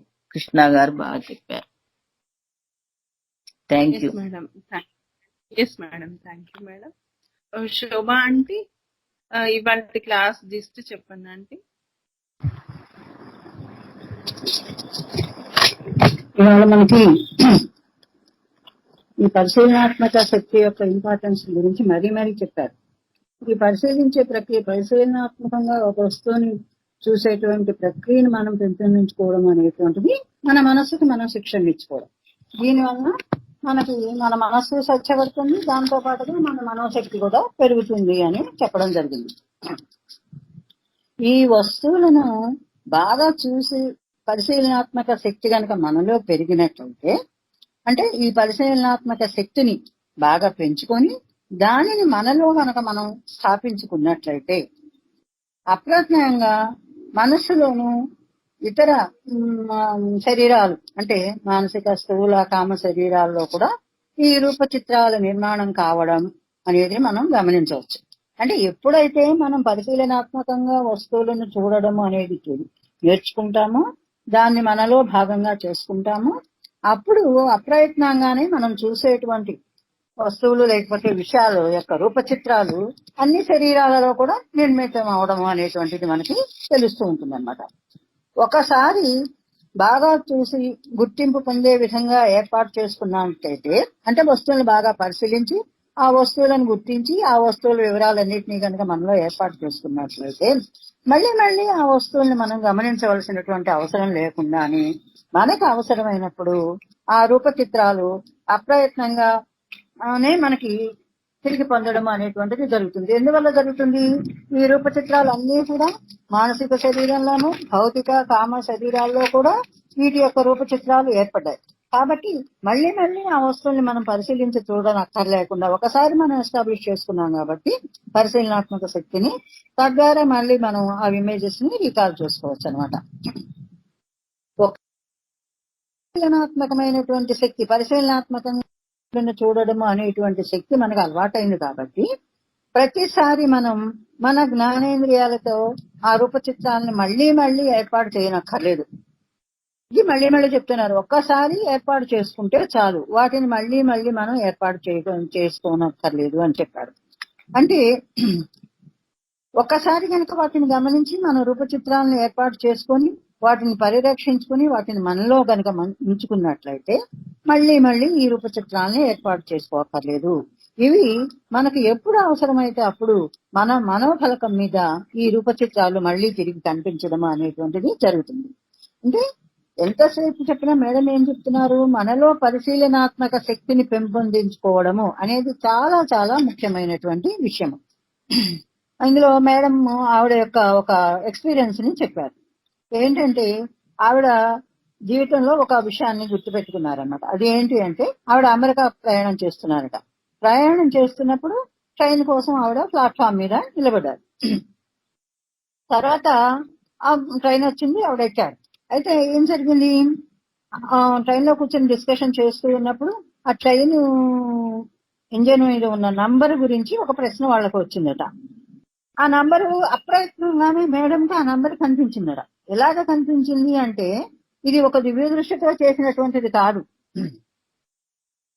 అది పరిశీలనాత్మక శక్తి ఆవిడలో ఉండడం వల్ల ఆ నంబర్ తనకి కనిపించింది అని చెప్పారు. అది ఏంటి, ఆ నంబర్ అనుకోగానే తనకి ఏం జరిగింది అంటే అప్రయత్నంగానే తన జ్ఞానేంద్రియాలు మనస్సులో ఆ నంబరు ఎలా వచ్చింది అనే దానికి చెప్తున్నారు. స్టేషన్ లోకి ట్రైన్ వస్తున్నప్పుడు ఆ ట్రైన్ లో ఇంజిన్ ఉంటుంది, ఆ ఇంజిన్ కి ముందు ఒక నంబర్ ఉంటుంది కాబట్టి ఆ నంబర్ ని ఆవిడ చూసేసింది. అది అప్రయత్నంగా ఆవిడ మైండ్ రిజిస్టర్ చేసేసుకోవడం అనేటువంటిది జరిగిందనమాట. కాబట్టి తను ప్రత్యేకంగా ఈ నంబర్ గుర్తు పెట్టుకోవాలి, దీనికోసం చూశాను అని ప్రయత్నం చేయకపోయినప్పటికీ కూడా తనకున్నటువంటి పరిశీలనాత్మక శక్తి వలన ఈ విషయాలన్నీ కూడా ఆటోమేటిక్ గా మైండ్ లో రిజిస్టర్ అవడం అనేటువంటిది జరిగింది. ఒకవేళ దివ్య దృష్టితో దీన్ని చూశామనుకుంటారేమోనని ఆవిడ మనకి క్లారిఫికేషన్ ఇచ్చారు. ఏంటంటే దివ్య దృష్టితో చూడడం అంటే ఏం చేయాలి, ఆ దృష్టిని ఉపయోగించుకొని ఆ రైలు ఇంజిన్ ఎక్కడుందో వెతుక్కొని దాన్ని వెతికి పట్టుకొని ఆ రైలు ఇంజిన్ మీద ఉన్నటువంటి నెంబర్ ని మనం గనక చూడగలిగినట్లయితే అప్పుడు దాన్ని దివ్య దృష్టి అంటాం. కానీ ఇక్కడ ఏం జరిగింది, ఆ నంబర్ యొక్క ఆ ట్రైన్ యొక్క దృశ్యము, ఆ నంబరు ఇవంతా కూడా ఈవిడ మనసులో పరిశీలనాత్మక శక్తి ఉండడం వల్ల రిజిస్టర్ అయిపోయాయి. రిజిస్టర్ అవడం వల్ల వెంటనే ఆ నంబర్ ఏంటో తనకి మేడంకి తన మనోఫలకం మీద ఆ నంబర్ అప్రయత్నంగానే కనిపించడం అనేటువంటిది జరిగింది. ఎంతో కష్టపడి గుర్తు తెచ్చుకోవాల్సిన అవసరం లేకుండానే నంబర్ అనుకోగానే ఆ నంబర్ ఆవిడ మనోఫలకం మీద కనిపించడం అనేటువంటిది జరిగింది. కాబట్టి ఈ పరిశీలనాత్మక శక్తిని మనలో కనుక ఎస్టాబ్లిష్ చేయగలిగితే మనం చాలా చక్కగా చేసుకున్నట్లయితే ఆ వస్తువుల యొక్క రూపచిత్రాలను ఒకసారి కనుక మనం ఏర్పాటు చేసుకుంటే ఆ వస్తువులను గుర్తించి జ్ఞానేంద్రియాల ద్వారా మనొకసారి మళ్ళీ మళ్ళీ ఆ వస్తువుల యొక్క రూపచిత్రాలను ఏర్పాటు చేసుకోవలసిన అవసరం లేదు. ఇది చాలా క్లియర్ గా చెప్తున్నారు. ఒక్కసారి పరిశీలనాత్మక శక్తితోటి వస్తువులను చూసి వాటి జ్ఞానేంద్రియాల ద్వారా వాటి రూపచిత్రాలను కనుక మనం ఏర్పాటు చేసుకుంటే అది అలా నిక్షిప్తమై ఉంటుంది మనలో. ఎప్పుడు కావాలంటే అప్పుడు అవి కనిపిస్తుంది. ఈ శక్తి, ఈ పరిశీలనాత్మక శక్తిని కనుక మనం అభివృద్ధి చేసుకున్నట్లయితే, లేకపోతే ఈ పరిశీలనాత్మక శక్తి అనేటువంటి విద్య కనుక మనకు వచ్చినట్లయితే అది ఎప్పటికీ కూడా మనకి పనికి వస్తుంది. అది జీవితంలో మనకి చాలా ఉపయోగకరంగా ఉంటుందన్నమాట. కావలసినప్పుడు భౌతిక కామ మనోమయ శరీరాలలో ఈ రూప చిత్రాన్ని నిక్షిప్తం చేసుకుని మళ్ళీ మళ్ళీ అవసరమైనప్పుడు వాటిని తిరిగి తెచ్చుకోవడము అనేటువంటిది జరుగుతూ ఉంటుంది. అంటే ఒక్కసారి గనక కష్టపడి ఈ శక్తిని మనం డెవలప్ చేసుకుంటే దానితోటి మనకి జీవితాంతం దాని యొక్క ఉపయోగం అనేటువంటిది తెలుస్తూ ఉంటుంది. మనం ప్రయత్నపూర్వకంగా కొన్నిసార్లు ఈ రూప చిత్రాలను ఏర్పాటు చేసుకోవాలి అనేటువంటి పని చేయకపోయినా పరిశీలనాత్మక శక్తి అనేటువంటి విద్య లేకపోతే పరిశీలనాత్మక దృష్టితో వస్తువుల్ని పరిశీలించడం అనేటువంటి విద్య గనక మనకి అలవాటు అయినట్లయితే ఆ పరిశీలనాత్మక దృష్టితో మనలో ఏర్పడినటువంటి ముద్రలను తిరిగి మళ్ళీ మళ్ళీ తెచ్చుకోవడం సాధ్యమవుతున్నది. అయితే ప్రతి ఒక్క శరీరం కూడా ఈ పని చేస్తుంది. అందుకని ఆ చిత్రం ఆ ప్రతి శరీరంలో కూడా అలవాటుగా ఏర్పడింది. అంటే ఈ వివరాలు ఈ వస్తువులను చూడడం వల్ల వాటి యొక్క ముద్రలు మనలో ఏర్పడుతున్నాయి. ఈ ఏర్పడుతున్నటువంటి ముద్రలు ఏంటి? మనలో ఉన్నటువంటి ప్రతి శరీరము కూడా అంటే భౌతిక కామ మనోమయ శరీరంలో కూడా ఈ చిత్రాలు ఏర్పడము అనేటువంటిది జరుగుతుంది. కాబట్టి ఇట్లా ఏర్పడినటువంటి లేదా పొందుపరుచుకున్నటువంటి రికార్డు ఏదైతే ఉంటుందో అంటే ఆ వస్తువు యొక్క చిత్రాలు వివరాలు వాటి డీటెయిల్స్ అన్ని కూడా వాటిని మళ్ళీ మళ్ళీ మనం ఈ 3 శరీరాల ద్వారా మనం తిరిగి పొందడానికి అవకాశం ఉంటుంది. కాబట్టి మనం ఈ పరిశీలనాత్మక శక్తి పరిశీలనాత్మకంగా పరిశీలించేటువంటి విద్య అనేటువంటి దానిని మనం అలవాటు చేసుకోవాలి. మానసిక శరీరంలో అప్రయత్నంగా జరుగుతున్నటువంటి ఈ పనితీరు ఏదైతే ఉందో అది బాహ్యంగా పూర్తి ప్రజ్ఞతో జీవతత్వంతో ఉన్న దానిలో కూడా ఇదే పని జరిగిపోతుంది. అంటే మానసిక శరీరంలో అప్రయత్నంగా జరుగుతున్నప్పుడు ఇది పూర్తి ప్రజ్ఞతో జీవతత్వంలో ఉన్నప్పుడు కూడా ఇది జరిగిపోతుంది. ఇది మనకి క్లియర్ గా తెలిసినా తెలియకపోయినా మనకి అబ్జర్వ్ చేసే విధానం కనుక అలవాటు అయినట్లయితే దాని వలన మనం ఆ వస్తువుని ప్రత్యేకంగా గుర్తించకపోయినా మనలో ఉన్న జీవించే తత్వం ఏదైతే ఉందో అది ప్రయత్నపూర్వకంగా పనిచేయకపోయినా కూడా మనం ఈ పనితీరుని గమనించవచ్చు. అంటే క్లియర్ గా మనం ప్రతిసారి దీన్ని అబ్జర్వ్ చేస్తూ ఈ డీటెయిల్స్ ఉన్నాయా లేవా అని ఇవన్నీ చేయకపోయినా కూడా ఈ మనలో ఉన్నటువంటి జీవతత్వం ఏదైతే ఉంటుందో దానిలో కూడా ఇది అప్రయత్నంగానే ఇది గుర్తించబడము అనేటువంటిది జరుగుతుంది. ఆ జీవతత్వంలో కూడా దీని యొక్క ఇంప్రెషన్స్ ఏర్పడము అనేటువంటిది జరుగుతుంది. ఒక వ్యక్తిని వశీకరణ విద్య కనుక ప్రభావితం చేసినట్లయితే అప్పుడు అతను అతి చిన్న చిన్న విషయాలను గురించి కూడా అతను అంతకు ముందు అబ్జర్వ్ చేయకపోయినప్పటికీ అతను ఆ వశీకరణ దాంట్లో ఉన్నప్పుడు చాలా విషయాలను అతను చిన్న చిన్న విషయాల డీటెయిల్స్ అన్ని కూడా అతను చెప్పగలుగుతూ ఉంటాడు. మనం వస్తువులను చూసి వాటి యొక్క రూపచిత్రాలను ఏర్పాటు చేసుకుంటున్నాం. ఈ రూపచిత్రాలు మానసిక శరీరానికి బ్రెయిన్ ద్వారా ఏర్పడము అనేటువంటిది జరుగుతూ ఉంటుంది. మనం ఏర్పాటు చేసుకుంటున్నటువంటి రూపచిత్రాలు మన మానసిక శరీరంలో మన మెదడు ద్వారా ఈ చిత్రాలు ఏర్పడతాయి. అంతేకాకుండా భౌతిక కామ మనోమయ శరీరాల్లో కూడా ఈ ముద్రలు ఏర్పడడం అనేటువంటిది జరుగుతుంది. అయితే ఈ మానసిక చిత్రాలు ఏవైతే ఉన్నాయో పరిశీలనాత్మకంగా ఏర్పాటు చేసుకునేటువంటి మానసిక చిత్రాలు ఏవైతే ఉన్నాయో మన చైతన్యంలోకి చేరటానికి తగినంత ప్రభావం లేకపోయినా అంటే గాఢమైనటువంటి ముద్రలను అది వేయకపోయినా వాటి యొక్క ముద్రలు మానసిక కామ శరీరం మీద ఇంప్రెషన్స్ ఏర్పాటు చేస్తాయి. అవి మన చైతన్యంలో వాటి చిత్రాలు ఏర్పడే అంత లేకపోతే అవి కాన్షియస్నెస్ మీద ముద్రించబడవు. అంటే గాఢంగా మనం వస్తువుని పరిశీలించినప్పుడు వాటి ద్వారా ఏర్పడినటువంటి ముద్రలు మానసిక భౌతిక కామ శరీరంలో ఏర్పడి బ్రెయిన్ లో కూడా ఏర్పడతాయి. అయితే ఇవి గాఢమైనటువంటివి అయితేనే ముఖ్యమైనటువంటివి అయితేనే అవి మన కాన్షియస్నెస్ మీద ముద్రించబడడం అనేటువంటిది జరుగుతుంది. అవి ప్రధానమైనటువంటి చిత్రాలు కాకపోతే వీటి యొక్క ఇంప్రెషన్స్ మన చైతన్యంలో ఏర్పడకపోవడం అనేటువంటిది జరుగుతుంది. కొన్ని రూప చిత్రాలు మానసిక శరీరంలో చేరతాయి కానీ అవి చైతన్యం మీద వాటి తాలూకు రూప చిత్రాలు ఏర్పడవు. ఇందాక చెప్పింది అంటే కొన్ని రూప చిత్రాలేమో మన మానసిక మిగతా శరీరాల మీద కూడా ఏర్పడ్డాయి.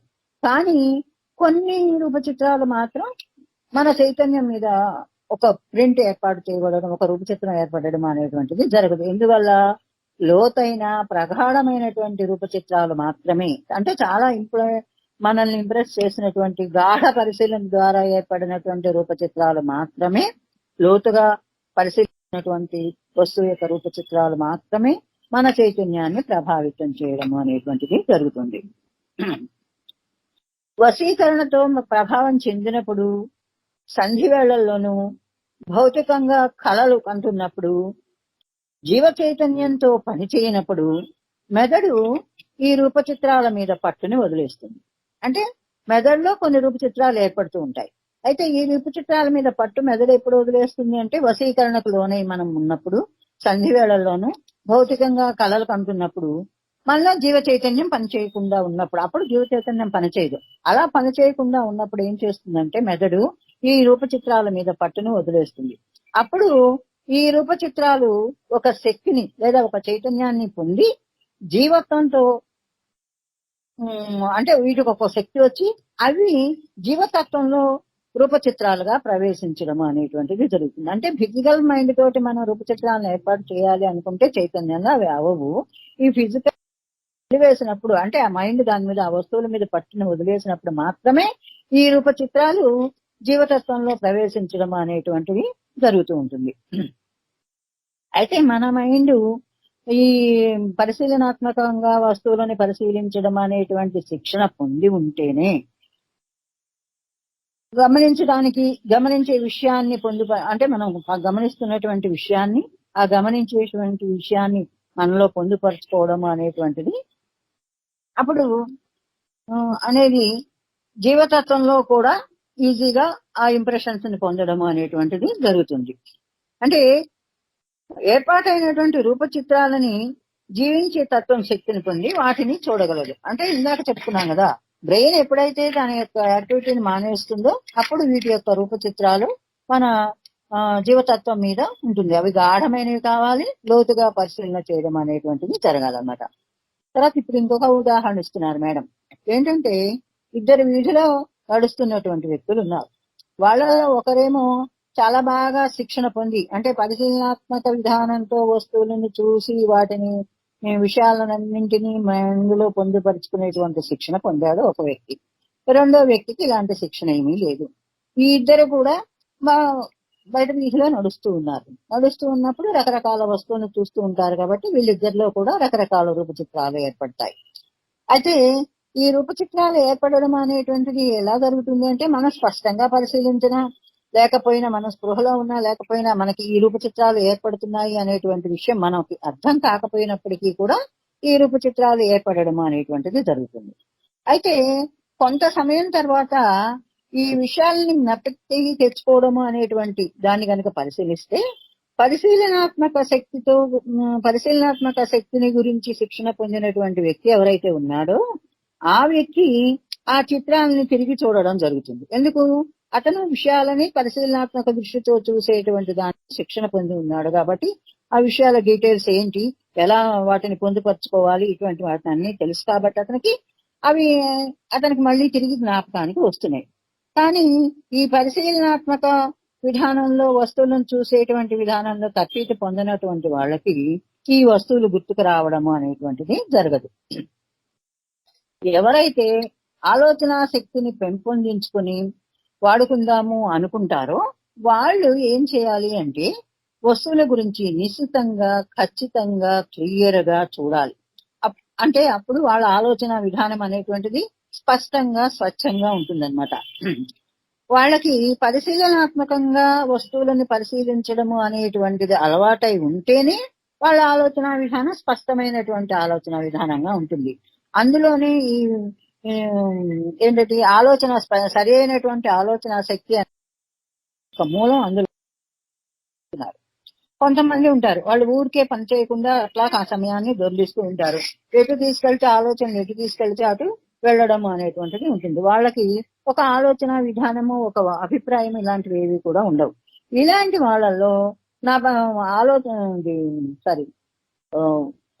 ఆలోచన శక్తిని ఉపయోగించుకోవడం, థాట్ పవర్ ని ఉపయోగించుకునేటువంటి శక్తి ఉండదు. ఎందువల్ల వాళ్ళకి స్పష్టమైనటువంటి ఆలోచనలు లేవు. కాబట్టి వాళ్ళు ఖచ్చితమైనటువంటి స్పష్టమైనటువంటి పరిశీలనాత్మకమైనటువంటి ఆలోచన విధానాన్ని వాళ్ళు రూపొందించుకుంటేనే ఈ థాట్ పవర్ ని వాళ్ళు ఉపయోగించుకోగలరు, లేదా థాట్ పవర్ ని వాళ్ళు సొంతం చేసుకోవడానికి వాళ్ళకి అవకాశం ఉంటుంది. థ్యాంక్ యూ మా. అయిపోయిందా? అయిపోయింది సార్. మమత కట్ అయినట్టుంది sir. Okay okay. Raghunath garu ఉన్నారా లేరా? లేకపోతే ఇంకెవరన్నా ఏమన్నా అడిగితే అడగచ్చు. ఎందుకంటే మామూలు సింపుల్ విషయాలనే కొద్ది జటిలమైన సెంటెన్సెస్ లో పెట్టింది ఆవిడ. కాబట్టి ఎవరన్నా ఇంకేమన్నా మళ్ళీ వివరణ కావాలి అంటే, ఒకవేళ మీకు అర్థం కాలేదు అనుకుంటే అది మళ్ళీ ఇంకోసారి అనుకోవడంలో తప్పేం లేదు. సో ఎవరికైనా డౌట్స్ ఉంటే చెప్పచ్చు, లేదా ఏమన్నా క్లారిఫికేషన్ కావాలంటే సార్ మళ్ళీ ఇస్తారు. రఘునాథ్ గారు కూడా లేరు సార్ లైన్ లో. కాన్షియస్నెస్ మీద పడాలి, ఆ రూపచిత్రాలు పడాలి అంటే ఎంతో లోతైన విషయాలుగా ఉండాలి. లేకపోతే అంత దాకా వెళ్ళవన్నమాట. ఈ లోయర్ మైండ్ లో ఆగిపోయి ఆ లోయర్ మైండ్ నుంచి పడిపోతాయి. అవి లోయర్ మైండ్ లో పడి లోయర్ మైండ్ నుంచి పడిపోతాయి. కాబట్టి ఈ రూపచిత్రాలు ప్రగాఢమైనవి, లోతైనవి అయితేనే కాన్షియస్నెస్ మీద దాని యొక్క ప్రభావం ఉంటుంది. కాబట్టి అదొకటి చెప్పింది ఆవిడ. కాన్షియస్నెస్ మీద పడాలంటే ఆ యొక్క చిత్రాలు ఎంత ప్రధానమైనవి ఉండాలి, ఎంత లోతైనవి ఉండాలి అనే విషయం ఒకటి చెప్పింది. అదే ఈ పరిశీలనాత్మక శక్తే చాలా ఇంపార్టెంట్, ఈ అబ్జర్వేషన్ పవరే చాలా ఇంపార్టెంట్. ఆటోమేటిక్ గా పని జరిగిపోతుంది. మనం బాగా అలవాటైపోయిన తర్వాత తెలిసిన వీధిలో ఎలా అయితే కళ్ళు మూసుకొని వెళ్ళిపోతూ ఉంటాం, ఎక్కడికి వెళ్ళాలో తెలుసు కాబట్టి, అలాగా అలవాటైన విధానంలో ఈ పరిశీలనాత్మక శక్తి అలవాటైతే ఆటోమేటిక్ గా ఇంప్రెషన్స్ పడిపోతూ ఉంటాయి లోపల. ఎప్పుడు కావాలంటే అప్పుడు అతను మళ్ళీ తిరిగి తెప్పించుకొని చూసుకోగలడు. ఆ శక్తి లేకపోతే, ఆ ట్రైనింగ్ లేకపోతే అతనికి ఏమీ గుర్తుండవు. కాబట్టి అస్తవ్యస్తంగా ఉన్నాడు ఒకడు, జ్ఞాపకాలు లేకుండా ఉన్నాడు అంటే ట్రైనింగ్ సరిగా లేదు, సరిగా చూడటం తెలియలేదు అన్నమాట. ఈ విషయాన్ని ఆవిడ బాగా చిన్న డైలీ ఎక్స్పీరియన్సెస్ కానీ ఆవిడ ఆ సెంటెన్సెస్ కన్స్ట్రక్షన్ లో అది typical English way of writing of English ఏమో కొద్ది కష్టంగానే ఉంది. The structure of sentences are different. అంటే మనం కర్మ, కర్త, క్రియ ఏదో పెడతాం కదా, వాళ్ళు ఇటు దట్టు అటు ఇటు పెడుతుంటారు. Bit difficult to follow. Anyway, it's not very difficult, but we have to put an effort. Yes, sir. Maybe we can close the session, sir. ఎవరు ఏం మాట్లాడట్లేదు కదా. ఆపేయచ్చు మనం. Yes, you're right. Okay, sir. Yes, okay. We'll close. Thank you, sir. Thank you. Thank you, everyone. Thank you, sir. Thank you. Thank you. Thank you, sir. నా phone switch off అయింది sir, just joined మళ్ళీ. No problem. I think nobody had it. Yes, sir. Very ఎవరికి. And Okay, sir. చిన్న విషయాలే కానీ కొద్దిగా sentence construction is difficult.